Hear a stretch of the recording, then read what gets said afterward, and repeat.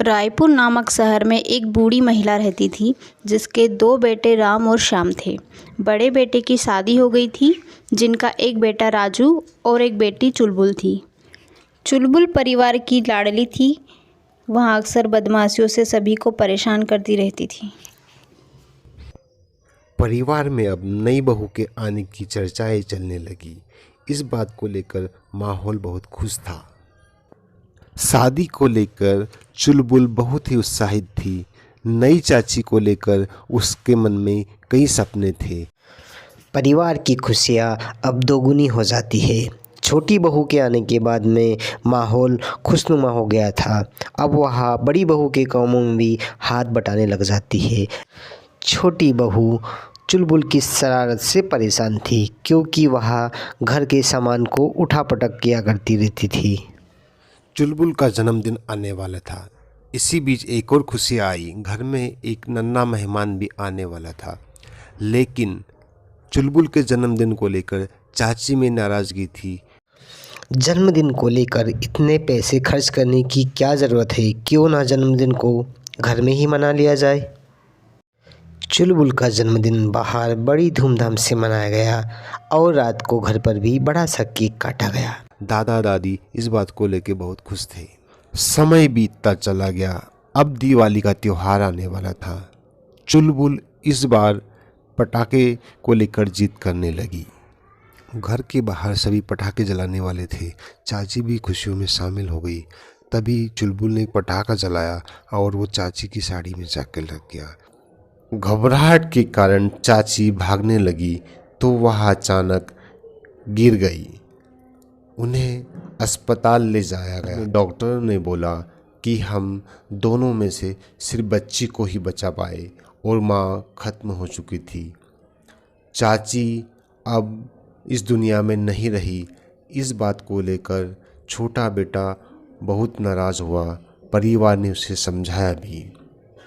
चाची अब चुड़ैल बन चुकी थी। अब वह अक्सर घर में छोटी बेटी की निगरानी के लिए रहती थी। पूरी जिम्मेदारी अब बड़ी बहू पर आ चुकी थी। वह छोटी बच्ची का ध्यान रखने लगी। परिवार भी इस बात को लेकर बहुत दुखी हुआ। चुलबुल की खुशियाँ भी छिन गई।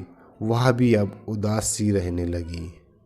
बड़ी बहू जब उसका ख्याल रखती थी तो वह चाची चुड़ैल घर में अक्सर उसे निगरानी करती रहती थी। वह छोटी छोटी सी बात को लेकर अब चुलबुल पर भी नज़र रखने लगी। चुलबुल को वह पहले भी परेशान करती थी और अब भी वह परेशान करने लगी। वह कई बार चुलबुल को घायल भी कर दिया करती थी। दादी को भी उसने इसकी शिकायत की लेकिन उसकी सुनने वाला कोई नहीं था। मम्मी भी उसकी अब उसे दूर रखने लगी। वह अलग कमरे में सोती थी और उसकी माँ छोटी बच्ची के साथ अलग कमरे में सोने लगी।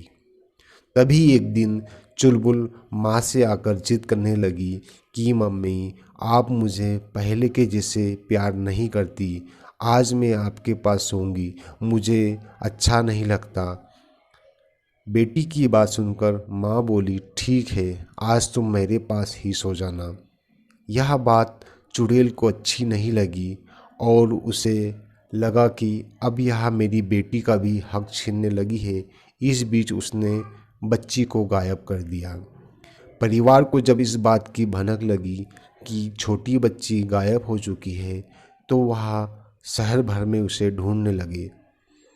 पूरे दिन ढूंढने के बाद शाम को छोटी बच्ची घर के पास ही झाड़ियों में मिली। परिवार में वापस खुशियाँ लौटी। इस बात को लेकर फिर से थोड़े झगड़े होने लगे।